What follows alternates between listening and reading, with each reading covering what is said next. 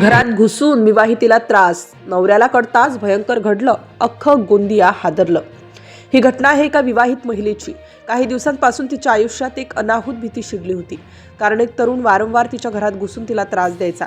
कुणाला सांगावं, कुठे जायचं, कसं थांबवायचं, या सगळ्या प्रश्नात ती अडकली होती। हा त्रास दिवसेंदिवस वाढतच चालला होता।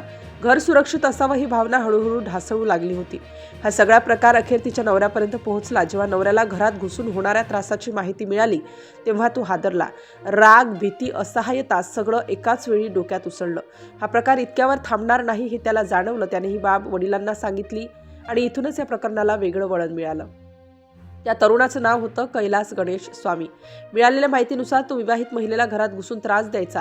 ही बाब उघडकीस येताच नवरा आणि त्याचे वडील बालाजी तमेवार आणि होनाजी तमेवार यांचा संताप अनावर झाला। शब्दातून सुरू झालेला राग क्षणात हातापायांवर उतरला। पुढे जे घडलं ते कुणालाही अपेक्षित नव्हतं। कैलासला काठीने गंभीर मारहाण करण्यात आली। प्रसंगी इतका चिघळला की परिस्थिती हाताबाहेर गेली। त्या गोंधळात कैलासची दुचाकीही जाळण्यात आली। आसपासच्या लोकांनी धावपळ, आरडाओरडा केला, पण नेमकं काय घडत आहे हे कुणालाच स्पष्ट कळत नव्हतं। काही क्षणात हा प्रकार थांबला, पण नुकसान झालं होतं।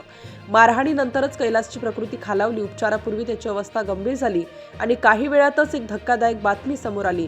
या मारहाणीत कैलास गणेश स्वामीचा मृत्यू झाला। ही बातमी परिसरात पसरताच एकच खळबळ उडाली। ज्या ठिकाणी हा प्रकार घडला तिथे भीतीचं आणि हळहळीचं वातावरण निर्माण झालं। या घटनेनंतर पोलिसांनी तात्काळ कारवाई केली। बालाजी तमेवार आणि होनाजी तमेवार या दोघांविरोधात गुन्हा दाखल करण्यात आला। दोघांनाही पोलिसांनी अटक केली आहे। घरात घुसून त्रास देण्याचा आरोप, त्यानंतर झालेली मारहाण आणि मृत्यू या सगळ्या बाबींचा सखोल तपास सध्या सुरू आहे। या प्रकरणाने गंभीर प्रश्न उभे केले आहेत। घरात घुसून होणारा त्रास थांबवायचा कसा? संतापाच्या क्षणी उचललेलं पाऊल किती भयंकर परिणाम घडवू शकतं? कायद्याचा मार्ग सोडून थेट हिंसक मार्ग निवडल्यावर काय होतं, याचं हे जिवंत उदाहरण ठरत आहे। एका चुकीमुळे एक जीव गेला तर दुसरीकडे संपूर्ण कुटुंबावर कायदेशीर कारवाईची टांगती तलवार आली।